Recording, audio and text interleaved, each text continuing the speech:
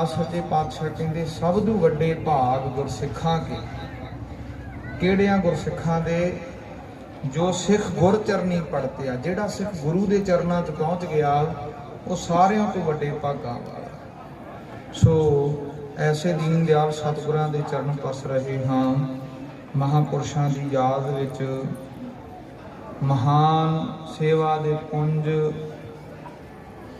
गुरु घर की वड्डी सेवा निभाउण वाले संत बाबा गुरमुख सिंह जियां दी याद है। उन्हां दे सज्जे स्थान ते उन्हां दी याद नूं ताज़ा कर रहे हाँ। आओ गुरु कीआं विचारां महापुरुषां दीआं यादां नूं ताज़ा करन वास्ते मन चित बिरती नूं एकाग्र करिए। गुरु चरनां च हाज़री लवाओ। गज वध के आखो जी वाहिगुरू जी का खालसा वाहिगुरू जी की फतेह। साध संगत जी फतेह का जवाब बहुत थोड़ा जिहा मिलिया है। ਇਹਦਾ मतलब यही है कि संगत सचेत नहीं है। ਜਦੋਂ ਆਪਾਂ सचेत ਹੁੰਦੇ ਆ ਨਾ ਤੇ ਕਿਸੇ ਦੀ ਕਹੀ ਹੋਈ ਗੱਲ ਨੂੰ ਕਿਸੇ ਦੇ ਬੋਲੇ ਹੋਏ ਬੋਲ ਨੂੰ ਬੜੀ ਚੰਗੀ ਤਰ੍ਹਾਂ ਜਾਣਦੇ ਆ ਤੇ ਉਹਦਾ ਜਵਾਬ ਵੀ ਦਿੰਦੇ ਆ। ਜਦੋਂ ਜਵਾਬ ਨਾ ਦੇਣ ਦਾ ਕਾਰਨ ਇਹੀ ਹੈ ਕਿ ਸਾਡਾ ਧਿਆਨ ਅਜੇ ਨਹੀਂ ਜੁੜ ਰਿਹਾ। ਸਾਧ ਸੰਗਤ ਦੀ ਪਹਿਲਾ ਮਨ ਤੇ ਚਿੱਤ ਬਿਰਤੀ ਇਹ ਸਾਰਾ ਕੁਝ ਆ ਜਾਂਦਾ ਹੈ। ਭਾਵ ਜਿੰਨਾ ਕੁਝ ਵੀ ਸਾਡੇ ਮਾਈਂਡ 'ਚ ਚੱਲ ਰਿਹਾ ਹੈ ਉਹਨੂੰ ਸੰਕੋਚ ਕੇ ਗੁਰੂ ਦੇ ਚਰਨਾਂ ਨਾਲ ਜੋੜੀਏ। ਜੇ ਗੁਰੂ ਕੀ ਪਾਵਨ ਵਿਚਾਰ ਨੂੰ ਸੁਣਨਾ ਹੈ ਮਨ ਚਿੱਤ ਨਾਲ ਚਿੱਤ 'ਚ ਕੋਈ ਚਿੰਤਨ ਨਾ ਚੱਲਦਾ ਹੋਵੇ, ਬਿਰਤੀ 'ਚ ਕੋਈ ਯਾਦ ਨਾ ਚੱਲਦੀ ਹੋਵੇ, ਸਾਰਾ ਕੁਝ ਗੁਰੂ ਕੇ ਚਰਨਾਂ 'ਚ ਅਰਪਣ ਕਰਕੇ ਗੁਰੂ ਦੀ ਵਿਚਾਰ ਸਰਵਣ ਕਰਨੀ ਹੈ। ਸੋ ਗੁਰੂ ਖਾਲਸਾ ਜੀ संत बाबा गुरमुख सिंह जी महापुरुषों की याद दे विच सज्जे उन्हां दे अस्थान ते उन्हां वल्लों कराई हुई सेवा इस अस्थान दी है। गुरु खालसा जी महापुरुषों का संत बाबा गुरमुख सिंह जियां दा सिख पंथ नूं बड़ी वड्डी देन है। संत बाबा गुरमुख सिंह जियां शायद वो इस जुबान दे नाल कथन नहीं हो सकती। संत बाबा गुरमुख सिंह जियां दे जे जीवन नूं आपां पढ़न दा यतन करदे हां, समझण दा यतन करदे हां तां साध संगत जी महापुरुष पटियाले रियासत दा महापुरुषां दा जन्म है। पटियाले वाले तां करके महापुरुषां दे नां दे नाल लगदा है कि संत बाबा गुरमुख सिंह जी पटियाले वाले करके जाणदे हां। गुरु खालसा जी जदों जदों धरती ते वाहिगुरू का नाम विसरदा है, वाहिगुरू अपने प्यारिਆਂ ਨੂੰ भेजदा रहिंदा है। वाहिगुरू अपने प्यार करन वालिਆਂ ਨੂੰ भेजदा है। एवें गुरु खालसा जी गुरु नानक साहब सच्चे पातशाह तो उपरंत महाराज सच्चे पातशाह गुरु नानक साहब सच्चे पातशाह जिवें आपां जाणदे हां कि वो अकाल पुरख वाहिगुरू का निर्गुण स्वरूप तो सरगुण स्वरूप ने। तो जदों सरगुण स्वरूप गुरु नानक साहब सच्चे पातशाह धरती ते आए उन्हां दी इस सिੱਖੀ रूप फुलवाड़ी नूं गुरु कलगीधर पातशाह जियां ने वधाया। इस तरह पीढ़ी दर पीढ़ी गुरु खालसा जी महापुरुष अगे संत महात्मा भेजते रहे। उस सिੱਖੀ दी फुलवाड़ी की राखी वास्ते सेवा वास्ते सांभण संभाउण वास्ते हुण कोई खेत जां कोई माली अपनी फुलवाड़ी खेत बीज लवे ते बाद च उहदी राखी ना करे ते ਉਹਦੇ ਵਿੱਚ बहुत गलत चीज़ां उग पैणगियां, बड़ा गंद उग पवेगा। सीधी जी बोली च आपां कह दईए ते इस तरह जे माली अपनी बीजी हुई खेती का ख्याल रखे तो फिर ਉਹਦੀ फुलवाड़ी जिहड़ी है नाले ते फुल्लां दे नाल भरी रहिंदी है। तरह तरह के फुल ਉਹਦੇ च खिड़दे रहिंदे ने ते नाले कोई ਉਹਦੇ ਚ गंद नदीन नहीं उगदा। इस तरह गुरु नानक साहब सच्चे पातशाह जियां ने भी रहमत कीती। पटियाले रियासत दे विच माता गुरदेई दी कुखों संत बाबा गुरमुख सिंह जियां दा गुरु खालसा जी जन्म होया है। महापुरुषों का एक जीवन सारे पढ़ते हैं जिन्नियां कार सेवा ने ज़्यादातर कार सेवा वाले महापुरुषों के जो गड्डियां ते नां लिखे मिलते हैं, अस्थानां ते नां लिखे मिलते हैं, सब तो पहला संत बाबा गुरमुख सिंह जियां का नाम मिलता है। कि संत बाबा गुरमुख सिंह जियां तो बाद संत बाबा साधु सिंह जी गुरु खालसा जी महापुरुषों का कार सेवा के नाल जिहड़ा जीवन जुड़िया है, ये वड्डी उम्र च आण के जुड़िया है। जे आपां महापुरुषों का बचपन वेखीए, महापुरुषों की कमाई वेखीए इस सेवा नूं आरंभ करन तो तां वो बहुत ज़्यादा वड्डी है। सेवा नूं जुबान दे नाल कथन नहीं किया जा सकता जिहड़ी उन्होंने कीती है, पर गुरु खालसा जी जिहड़ी पहला तपस्या कीती है इस सेवा नूं करन तो पहला, जे असीं उहनूं पढ़दे हां उहनूं समझण दा यतन करिए तां फिर ये समझ आवेगी भी इन्नी वड्डी सेवा ही तां होई है। जे कोई खाड़े च मल घलाउणा होवे ना साध संगत जी, पहला उहदी तैयारी कीती जांदी है। भलवान ने घुलना होवे पहला उहनूं बचपन तो माँ बाप उहदी सेवा करदा है, घ्यो खवाउंदा है, एक्सरसाइज कराउंदा है, अखाड़े च रोज़ मेहनत करता है, बदाम गिरियां खवाइया जांदियां ने, तो फिर जाके वो मल बन के अखाड़े च पहुँचता है। जे सीधा ही घरों उठ के मल बनने की कोई कोशिश करे तो मल नहीं बनया जाता, भलवान नहीं बनया जाता। बचपन तो ही संत बाबा गुरमुख सिंह जी महापुरुषों का जिहड़ा जीवन है ना गुरु खालसा जी, वो इहो जिहा सी कि महापुरुषों ने छोटी उम्र दे विच ही तपस्या करनी शुरू कर दी सी। 60 पाठ जपजी साहिब दे नित महापुरुष करया करते सन। संत बाबा जरनैल सिंह जी का जीवन पढ़ते हैं कि महापुरुष 101 जपजी साहिब का पाठ करते सन, ते घट संत बाबा गुरमुख सिंह जी महापुरुष भी नहीं सन। गुरु खालसा जी 60 पाठ जपजी साहिब दे, गुरबाणी की संपूर्ण संथ्या संत बाबा, मैं पहला शायद इस प्रोग्राम मैं ना गुरमुख प्यारे मैनूं दसदे तो शायद मैं जीवन ना पढ़दा, पर मैं हैरान रह गया गुरु खालसा जी उस जीवन महापुरुषों के जीवन नूं पढ़ के। इन्नी तपस्या छोटी जी 6-7 साल की उम्र दे विच ही नगर दे विच, अज गुरु खालसा जी साडी मर्यादा बदल गई है। मैं थोड़ा मर्यादा बारे भी बेनती करा, अज भी पाकिस्तान दे विच जाने आ ना, तो जदों सिखां दे घर च बच्चा जमदा है तो वो सिख की करते हैं, जो 2.5-3 साल का हो जाता जुबान तोतली च बोलता है, तो 3 बजे वह केसी इशनान करा के ग्रंथी सिंह के कोल खड़ते तो अरदास करते, उन्होंने दस्तार भेंट करते तो कहते कि इन्हूं गुरु के चरणी ला, भाव संथ्या आरंभ करा दे। पहला नितनेम की संथ्या तो फिर संपूर्ण गुरु ग्रंथ साहिब की संथ्या जिदन हुंदी है, उदन घर दे विच वड्डा समागम किया जाता है, प्रोग्राम किया जाता है। साडे कोल जन्म दिहाड़ियां तो वेल नहीं मिलता, साल बाद उहदा बर्थडे मनाउने आ, बर्थडे का रिवाज सिखां च नहीं। चलो खैर विशा ये साडा नहीं, पर सिखा जे तू गुरु तो टुटना है तो एक दिन टुट जाएगा। गुरु के चरनी लगाउण दी बजाए बच्चे नूं असी दुनियावी विद्या वल धकेल रहे हाँ, जिहड़ी आउण वाले समय च साडे वास्ते नुकसानदायक होएगी। संत बाबा गुरमुख सिंह जी नूं बाल अवस्था की छोटी जी उम्र की गुरु खालसा जी नगर के ग्रंथी सिंह कोलों संथ्या वास्ते भेजिया। वो गुरमुख प्यारे चंगे विद्वान सन। संत बाबा गुरमुख सिंह जी ने संपूर्ण गुरु ग्रंथ साहिब की संथ्या की है। कल्ली संथ्या ही नहीं की, संथ्या करदियां समय असी जेड़े मेरे कोल नाल सिंह रहिंदे ने जां असी भी खुद वेख्या, असी 2 घंटे की ड्यूटी तो डरदे हां ते 2 घंटे ड्यूटी लाउणी है, बड़ा बुरा हाल हो जाता है।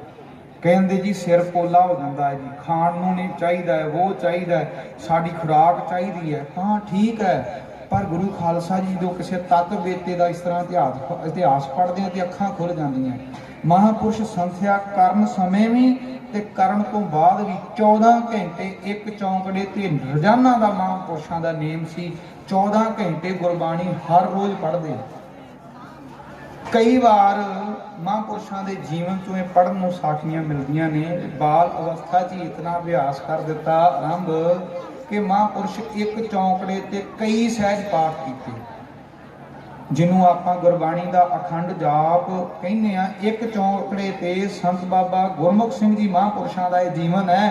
एक चौंकड़े ते संपूर्ण गुरु ग्रंथ साहिब सच्चे पातशाह जियां दी बाणी एक ओंकार तो लै करके 18-10-20 तक पढ़ के भोग पा के महापुरुष उठते थे। 14 घंटे डेली का नितनेम महापुरुषों का रोजाना का नेम बन गया। ਐਵੇਂ ਗੁਰੂ ਖਾਲਸਾ ਜੀ एक उदासी संतां दी संगत दे विच महापुरुष चले गए जिन्हां दा नाम श्री मुनि जी सी। श्री मुनि जी महापुरुषां दी संगत कीती क्योंकि गुरु खालसा जी ज्ञान अंजन गुर दिया अज्ञान अंधेर विनाश हर कृपा ते संत भेटिया नानक मन प्रगास। ਜਦੋਂ गुरु हरि अकाल पुरख वाहिगुरू दी रहमत हुंदी है ना उदों संत दे नाल मेल हुंदा है। वाहिगुरू की किरपा तो बिना कदी भी संत दे नाल मेल नहीं हुंदा। असंतां दे नाल मेल साडा रोजाना बनदा है। हर रोज़ असंत लोकां दे नाल असीं संगत करदे हां पर पूर्ण साधु की संगत जे कहिए ना ते ओह हरि अकाल पुरख की किरपा तो बिना नहीं मिलदी। ज्ञान अंजन गुर दिया अज्ञान अंधेर अविनाश। ज्ञान गुरु दिंदा है अज्ञानता का नाश हुंदा है। हरि की किरपा हुंदी है ते संतां दे चरण भेट हो जाईदा। श्री मुनि जी दी संगत दे विच जा करके महापुरुषां ने गुरबाणी की कथा विचार सिखनी आरंभ की।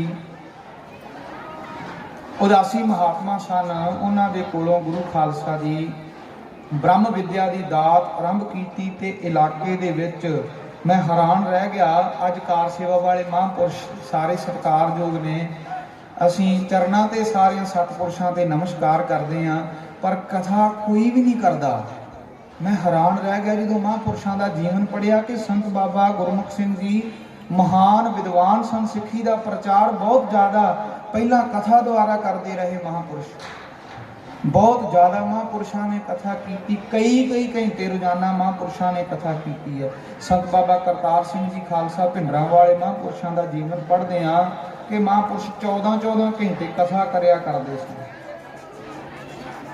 जे कार सेवा वाले महापुरुषों का जीवन पढ़िया तो महापुरुषों ने घट नहीं की। गुरबाणी की संथ्या खुद की, गुरबाणी की संथ्या अगे करवाई, कथा खुद की ते कथा करने वास्ते अगे कथावाचकों को तोरिया। महापुरुषों ने गुरु खालसा जी जो गुरबाणी नूं पढ़िया अर्थों नूं विचारिया ते गुरबाणी सानू निर्मल कर दिंदी है।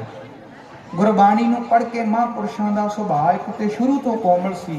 मैं एक उन्हां दे जीवन तो एक दो साखियां साझियां करन दा यतन करांगा क्योंकि महापुरुषों का जीवन बहुत वड्डा है। एक पूर्ण दी जिहड़ा पूर्ण पुरख है ओदी गल कोई पूरा कर सकदा है, अधूरा नहीं कर सकदा। असीं अधूरे हां, वो पूरे ने पूरे की गल नूं पूरा कर सकदा है, अधूरा पूरे की गल कदी नहीं कर सकदा। मेरे वर्गे कई वक्ते लगे रहन ऐसे महापुरुषों की श्रीमान संत बाबा गुरमुख सिंह जी महापुरुषों वर्गे महापुरुषों की कदी व्याख्या नहीं कर सकते। कुछ जीवन चों झलकां संगत अगे रखियां जा सकदियां ने पर पूर्ण तौर पर महापुरुषों को कथन नहीं किया जा सकता। संत बाबा गुरमुख सिंह जियां दे हिरदे की कोमलता नूं जदों वेखिया वाचिया तां गुरु खालसा जी की होया महापुरुषों का जो जवानी हुई, जवानी च आनंद कारज हो गया। आनंद कारज के बाद विच महापुरुषों के घर एक बच्चा एक लड़का पैदा होया। महापुरुष रोजाना गुरबाणी की कथा करनी, अपने इलाके च विचर के गुरबाणी पढ़नी, बड़ा अभ्यास करना। थोड़ा ये तो पिछे का भी कुछ जीवन होर है। महापुरुषों ने गुरु खालसा जी 12 साल पटियाले के लागे बांगड़ियां जंगल पैंदा है, उस जंगल दे विच 12 साल तपस्या की। लगातार 12 साल तपस्या की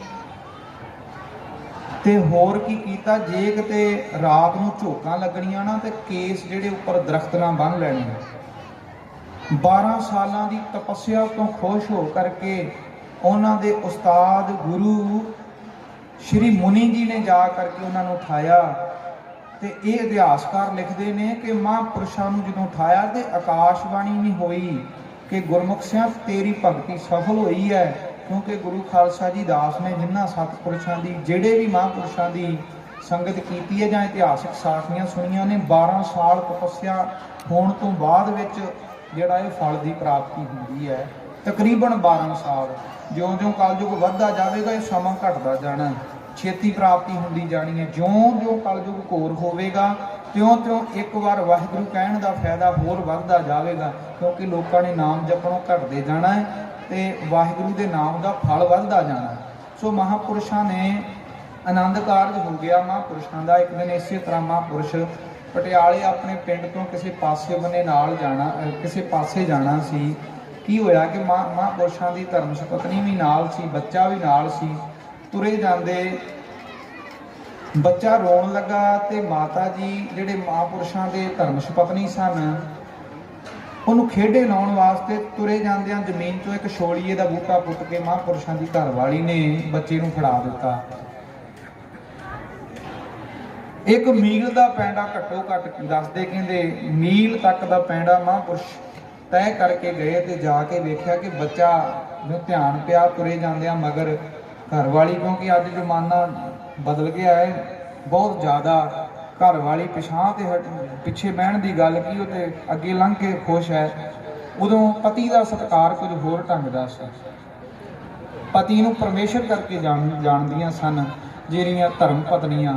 ਤੋਂ ਪਿੱਛੇ ਜਾ ਰਹੇ ਕਿ ਮਹਾਂਪੁਰਸ਼ਾਂ ਦਾ ਪਿੱਛੇ ਧਿਆਨ ਪਿਆ ਤੇ ਵੇਖਿਆ ਕਿ ਬੱਚੇ ਦੇ ਹੱਥ ਦੇ ਵਿੱਚ ਛੋਲੀਏ ਦਾ ਬੂਟਾ ਹੈ। ਮਹਾਂਪੁਰਸ਼ ਝਿੜਕਣ ਲੱਗ ਪਏ, ਕਹਿੰਦੇ ਕਿੱਥੋਂ ਬੂਟਾ ਲਿਆ ਹੈ, ਇਹ ਕਿਹਦਾ ਬੂਟਾ ਪੁੱਟਿਆ ਹੈ? ਕੋਮਲਤਾ, ਹਿਰਦੇ ਦੀ ਕੋਮਲਤਾ ਵੇਖੋ ਮਹਾਂਪੁਰਸ਼ਾਂ ਦੀ, ਕਿੰਨਾ ਕੋਮਲ ਹਿਰਦਾ ਹੈ। ਕਹਿਣ ਲੱਗੀ ਸਵਾਮੀ ਜੀ, ਮਹਾਂਪੁਰਸ਼ਾਂ ਦੇ ਘਰ ਵਾਲੀ ਮਾਤਾ ਜੀ ਕਹਿਣ ਲੱਗੇ ਸਵਾਮੀ ਜੀ, ਬੱਚਾ ਰੋਂਦਾ ਸੀ, ਇਹਨੂੰ ਵਰਤਾਉਣ ਵਾਸਤੇ ਮੈਂ ਰਾਹ ਚੋਂ ਬੂਟਾ ਪੁੱਟਿਆ। ਕਿੱਥੋਂ ਪੁੱਟਿਆ? ਨਾਲ ਇੱਕ ਮਹਾਂਪੁਰਸ਼ਾਂ ਦੇ ਕੋਈ ਪਿੰਡ ਦਾ ਸੰਗੀ ਵੀ ਸੀ। ਉਹ ਕਹਿਣ ਲੱਗੇ ਗੁਰਮੁਖ ਸਿੰਘ ਜੀ ਕੋਈ ਗੱਲ ਨਹੀਂ ਹੈ, ਫਿਰ ਕਿਹੜੀ ਗੱਲ ਹੈ, ਬੂਟਾ ਪੁੱਟ ਲਿਆ। ਕਹਿੰਦੇ ਨਹੀਂ ਨਹੀਂ, ਇਹ ਪਾਪ ਹੈ, ਇਹ ਚੋਰੀ ਕੀਤੀ ਹੈ ਤੁਸੀਂ। ਇੱਕ ਛੋਲੀਏ ਦੇ ਬੂਟੇ ਨੂੰ ਕਹਿਣ ਲੱਗੇ, ਕਹਿੰਦੇ ਤੁਸੀਂ ਚੋਰੀ ਕੀਤੀ ਹੈ। ਕਹਿੰਦੇ ਨਹੀਂ ਚੋਰੀ ਨਹੀਂ ਕੀਤੀ, ਬੱਚਾ ਰੋਂਦਾ ਸੀ ਮੈਂ ਕੁੱਟ ਕੇ ਫੜਾ ਦਿੱਤਾ ਹੈ। ਮਹਾਂਪੁਰਸ਼ ਉੱਥੇ ਅੜ ਗਏ, ਖੜ ਕੇ ਅੜ ਗਏ। ਕਹਿੰਦੇ ਨਹੀਂ ਇੱਥੇ ਨਹੀਂ, ਅੱਗੇ ਨਹੀਂ ਜਾਣਾ, ਪਹਿਲਾਂ ਇਹ ਦੱਸੋ। ਕਹਿੰਦੇ ਜੀ ਪਿੱਛੋਂ ਪੁੱਟਿਆ। ਘਰ ਵਾਲੀ ਕਹਿਣ ਲੱਗੀ ਮਹਾਂਪੁਰਸ਼ੋ ਬੜੀ ਦੂਰ ਪਿੱਛੇ ਰਹਿ ਗਿਆ, 1 ਮੀਲ ਦਾ ਪੈਂਡਾ ਹੋਵੇਗਾ, ਮੈਂ ਥੱਕ ਗਈ ਹਾਂ। ਕਹਿੰਦੇ ਕੋਈ, ਤੂੰ ਮੇਰੀ ਘਰ ਵਾਲੀ ਹੈ, ਤੈਨੂੰ ਬਚਨ ਮੰਨਣਾ ਪਵੇਗਾ। ਚੋਰੀ ਤੂੰ ਕੀਤੀ ਹੈ, ਇਹਦੀ ਸਜ਼ਾ ਬਣਦੀ ਹੈ, ਤੈਨੂੰ ਸਜ਼ਾ ਦਿਵਾਉਣੀ ਹੈ। ਤੈਨੂੰ ਗਾਂਹ ਪਤਾ ਲੱਗੇ ਕਿ ਚੋਰੀ ਨਹੀਂ ਕਰਨੀ। ਜੇ ਅੱਜ ਵਾਲੀ ਪਤਨੀ ਹੁੰਦੀ ਤੇ ਮੌਕੇ ਤੇ ਜੀ ਪੈ ਤਲਾਕ ਤੱਕ ਦੀ ਨੌਬਤ ਆ ਜਾਂਦੀ। ਰੋਜ਼ਾਨਾ ਬੰਦਗੀ ਆਪਣੇ ਪਤੀ ਦੀ ਵੇਖ ਕਰਕੇ ਮਾਤਾ ਜੀ ਦਾ ਵੀ ਹਿਰਦਾ ਏਡਾ ਕੋਮਲ ਹੋਇਆ ਕਿ ਮੇਰਾ ਪਤੀ ਸੱਚੀ ਪਰਮੇਸ਼ਰ ਦਾ ਰੂਪ ਹੈ। ਉਸੇ ਵੇਲੇ ਥੱਕੀ ਡਿੱਗੀ ਢੱਠੀ ਮਾਤਾ ਮਗਰ ਤੁਰੀ ਹੈ। 1 ਮੀਲ ਦੀ ਦੂਰੀ ਤੇ ਜਾ ਕੇ ਖੇਤ ਦਿਖਾਇਆ ਕਿ ਇੱਥੋਂ ਛੋਲੀਏ ਦਾ ਬੂਟਾ ਪੁੱਟਿਆ। 1 ਘੰਟਾ ਲਗਾਤਾਰ, 1.5 ਘੰਟਾ ਮਹਾਂਪੁਰਸ਼ ਉੱਚੀ ਆਵਾਜ਼ਾਂ ਮਾਰਦੇ ਰਹੇ, ਤੁਹਾਡਾ ਚੋਰ ਫੜ ਲਿਆ ਹੈ, ਇਹ ਖੇਤ ਦਾ ਮਾਲਕ ਕੌਣ ਹੈ? ਕੋਈ ਸੁਣੋ, ਤੁਹਾਡਾ ਚੋਰ ਫੜ ਲਿਆ। ਇੰਨੇ ਚਿਰ ਨੂੰ ਇੱਕ ਬਜ਼ੁਰਗ ਆਇਆ, ਉਹਨੇ ਵੇਖਿਆ ਵੀ ਮੇਰਾ ਚੋਰ ਕਿਹੜਾ ਹੋਣਾ, ਮੇਰੀ ਤੇ ਕੋਈ ਚੋਰੀ ਕਰਨ ਵਾਲੀ ਚੀਜ਼ ਹੀ ਕੋਈ ਨਹੀਂ, ਤੇ ਮੇਰੀ ਵੱਟ ਤੇ ਖਲੋ ਕੇ ਕਿਹੜਾ ਰੌਲਾ ਪਾ ਰਿਹਾ, ਕਿਹੜਾ ਉੱਚੀ ਬੋਲਦਾ ਹੈ। ਕਹਿੰਦਾ ਮੈਂ ਤੁਹਾਡਾ ਚੋਰ ਫੜ ਲਿਆ। ਉਹਨੇ ਚਿਰ ਨੂੰ ਉਹ ਬਜ਼ੁਰਗ ਜਦੋਂ ਗੱਲਾਂ ਕਰਦਿਆਂ ਨੇੜੇ ਆਇਆ, ਕਹਿੰਦਾ ਕੀ ਗੱਲ ਹੋ ਗਈ ਹੈ, ਕੀ ਚੋਰੀ ਕੀਤਾ ਹੈ? ਕਹਿੰਦੇ ਤੁਹਾਡਾ ਛੋਲੀਏ ਦਾ ਬੂਟਾ ਪੁੱਟ ਕੇ ਖੜਿਆ। ਬਜ਼ੁਰਗ ਹੱਸਣ ਲੱਗ ਪਿਆ, ਕਹਿੰਦਾ ਕੋਈ ਗੱਲ ਨਹੀਂ ਹੈ, ਬੱਚੇ ਸਾਰਿਆਂ ਦੇ ਸਾਂਝੇ ਹੁੰਦੇ, ਜੇ ਫਿਰ ਕੀ ਹੋਇਆ ਬੂਟਾ ਪੁੱਟ ਲਿਆ ਤੇ? ਕਹਿੰਦੇ ਨਹੀਂ ਨਹੀਂ, ਇਹ ਗੱਲ ਗਲਤ ਹੈ, ਇਹ ਚੋਰ ਹੈ, ਭਾਵੇਂ 1 ਬੂਟਾ ਪੁੱਟਿਆ, ਇਹਨਾਂ ਚੋਰੀ ਕੀਤੀ ਹੈ। ਉਹ ਬਜ਼ੁਰਗ ਅੱਗੋਂ ਹੱਸੀ ਜਾਵੇ, ਜਿਹੜਾ ਸੰਗੀ ਉਹ ਵੀ ਹੱਸੇ ਵੀ ਇਸ ਤਰ੍ਹਾਂ ਨਾ ਕਰੋ, ਫਿਰ ਕੀ ਗੱਲ ਹੋ ਗਈ ਹੈ ਜੇ 1 ਛੋਲੀਏ ਦਾ ਬੂਟਾ ਪੁੱਟ ਲਿਆ? ਮਹਾਂਪੁਰਸ਼ ਕਹਿਣ ਲੱਗੇ ਉਸ ਜ਼ਮੀਨ ਵਾਲੇ ਜ਼ਿਮੀਂਦਾਰ ਬਜ਼ੁਰਗ ਨੂੰ, ਕਹਿੰਦੇ ਜਾਂ ਤਾਂ ਇਹਨਾਂ ਨੂੰ ਸਜ਼ਾ ਦੇ, ਨਹੀਂ ਤੇ ਇਹ ਗੱਲ ਸਹੀ ਨਹੀਂ ਹੈ ਤੇਰੇ ਵਾਸਤੇ, ਇਹਨੇ ਚੋਰੀ ਕੀਤੀ, ਇਹਦੀ ਚੋਰੀ ਦੀ ਸਜ਼ਾ। ਤੇ ਮਹਾਂਪੁਰਸ਼ਾਂ ਦੀ ਸੁਪਤਨੀ ਹੱਥ ਜੋੜ ਕੇ ਖਲੋਤੀ ਰਹੀ ਕਿ ਮੇਰਾ ਪਤੀ ਕਿੰਨਾ ਸਾਧੂ ਹੈ, ਇੰਨਾ ਨਿਰਮਲ ਸੁਭਾਅ ਹੈ। ਕਾਫੀ ਦੇਰ ਬਾਅਦ ਜਦੋਂ ਨਹੀਂ ਉਹ ਕਿਸਾਨ ਉਹ 1 ਛੋਲੀਏ ਦੇ ਬੂਟੇ ਤੋਂ ਕੋਈ ਵੀ ਜੁਰਮਾਨਾ, ਕੋਈ ਦੰਡ ਦੇਣ ਵਾਸਤੇ ਨਾ ਉਤਰਿਆ, ਤੇ ਮਹਾਂਪੁਰਸ਼ਾਂ ਦੀ ਜੇਬ 'ਚ 1 ਪੈਸਾ ਸੀ। ਉਹ ਪੈਸਾ ਕੱਢ ਕੇ ਧੱਕੇ ਦੇ ਨਾਲ ਉਹਨੂੰ ਫੜਾ ਦਿੱਤਾ। ਕਹਿੰਦੇ ਜ਼ਿਆਦਾ ਨਹੀਂ ਤੇ ਇਹਦੀ ਜਿੰਨੀ ਕੀਮਤ ਹੈ ਸ਼ਾਇਦ ਇੰਨੀ ਹੋਵੇ, ਤੂੰ 1 ਪੈਸਾ ਰੱਖ ਲੈ, ਕਿਉਂਕਿ ਇਹ ਬੜੀ ਪੁਰਾਣੀ ਗੱਲ ਹੈ, ਉਦੋਂ ਪੈਸੇ ਦੀ ਕੀਮਤ ਵੀ ਬਹੁਤ ਸੀ। ਗੁਰੂ ਖਾਲਸਾ ਜੀ ਇਹੋ ਜਿਹਾ ਮਹਾਂਪੁਰਸ਼ਾਂ ਦਾ ਨਿਰਮਲ ਜੀਵਨ, ਇੰਨੀ ਜ਼ਿਆਦਾ ਨਿਰਮਲਤਾਈ ਦੇ ਨਾਲ ਮਹਾਂਪੁਰਸ਼ਾਂ ਨੇ ਤਪੱਸਿਆ ਕੀਤੀ। ਫਿਰ ਇਸੇ ਤਰ੍ਹਾਂ ਮਹਾਂਪੁਰਸ਼ਾਂ ਦੇ ਇਤਿਹਾਸ ਦੀ ਵਾਰਤਾ ਹੁੰਦੀ ਹੈ। ਮਹਾਂਪੁਰਸ਼ਾਂ ਨੇ ਜਦੋਂ ਘੋਰ ਤਪੱਸਿਆ ਕੀਤੀ, 12 ਸਾਲ ਜੰਗਲ ਦੇ ਵਿੱਚ ਰਹਿ ਕਰਕੇ ਬਹੁਤ ਜ਼ਿਆਦਾ ਤਪ ਕੀਤਾ। ਵਾਹਿਗੁਰੂ ਨੇ ਪ੍ਰਗਟ ਹੋਣ ਦੀ ਜਦੋਂ ਗੁਰੂ ਖਾਲਸਾ ਜੀ ਸਮਾਂ ਆਇਆ, ਮਹਾਂਪੁਰਸ਼ਾਂ ਦਾ ਸਰੀਰ ਇੱਕਦਮ ਸਾਥ ਛੱਡ ਗਿਆ, ਕਿਉਂਕਿ ਉਹਨਾਂ ਨੇ ਕਿਸੇ ਪ੍ਰੇਮੀ ਨੂੰ ਦੱਸਿਆ ਸੀ ਮਹਾਂਪੁਰਸ਼ਾਂ ਨੇ ਜਿਹੜਾ ਨਿਕਟ ਵਰਤੀ ਸੀ ਕਿ ਕਹਿੰਦੇ ਜਦੋਂ ਲੋਕਾਂ ਨੇ ਪ੍ਰਸ਼ਾਦਾ ਛਕਣਾ ਤੇ ਜੇ ਕੋਈ ਬਾਦ ਕਾਟ ਹੋਣੀ ਉਹ ਬਾਹਰ ਸੁੱਟ ਦੇਣੀ, ਮਹਾਂਪੁਰਸ਼ਾਂ ਨੇ ਫੜ ਕੇ ਲਿਆਉਣੀ ਤੇ ਉਹ ਸੁਕਾ ਛੱਡਣੀ। ਜਦੋਂ ਸਰੀਰ ਰੁਕਦਾ ਜਾਪਣਾ ਤੇ ਉਦੋਂ ਉਹਨੂੰ ਪਾਣੀ 'ਚ ਭਿਉਂ ਕੇ ਉਸ ਪ੍ਰਸ਼ਾਦੇ ਨੂੰ ਮਹਾਂਪੁਰਸ਼ਾਂ ਨੇ ਛਕ ਕੇ ਆਪਣੇ ਸਰੀਰ ਦਾ ਨਿਰਵਾਹ ਚਲਾਇਆ। ਤਪੱਸਿਆ ਕਰਨ ਤੋਂ ਬਾਅਦ ਵਿੱਚ ਮਹਾਂਪੁਰਸ਼ਾਂ ਦਾ ਸਰੀਰ ਇੱਕ ਵਾਰ ਇਸ ਤਰ੍ਹਾਂ ਦਾ ਹੋ ਗਿਆ ਕਿ ਜਿਹੜਾ ਵੇਖੇ ਕਦੇ ਵੀ ਬਸ ਹੁਣ ਦਿਹਾੜੀ ਡੰਗ ਦੀ ਇਹਨਾਂ ਦੀ ਗੱਲ ਰਹਿ ਗਈ ਹੈ, ਦਿਹਾੜੀ ਡੰਗ ਦੇ ਵਿੱਚ ਸਰੀਰ ਜਾਂਦਾ ਰਹਿਣਾ, ਕਿਉਂਕਿ ਸਰੀਰ ਦੇ ਪੱਲੇ ਕੱਖ ਨਹੀਂ ਹੈ। ਅਸੀਂ ਹਮੇਸ਼ਾ ਗੁਰੂ ਖਾਲਸਾ ਜੀ ਸਰੀਰ ਨੂੰ ਤਗੜਾ ਕਰਦੇ ਹਾਂ, ਕਦੀ ਆਤਮਾ ਨੂੰ ਤਗੜਾ ਨਹੀਂ ਕੀਤਾ। ਸਰੀਰ ਸਾਹਮਣੇ ਦਿਖਦਾ ਹੈ, ਅਸੀਂ ਇਹਨੂੰ ਵੇਖ ਕੇ ਤਗੜਿਆਂ ਕਰਦੇ ਹਾਂ, ਆਤਮਾ ਨੂੰ ਤਗੜਿਆਂ ਕਰਨ ਵਾਸਤੇ ਕਦੀ ਜ਼ੋਰ ਨਹੀਂ ਦਿੱਤਾ। ਮਹਾਂਪੁਰਸ਼ਾਂ ਨੇ ਸਰੀਰ ਦੀ ਪਰਵਾਹ ਨਹੀਂ ਕੀਤੀ, ਆਤਮਾ ਦੀ ਪਰਵਾਹ ਕੀਤੀ।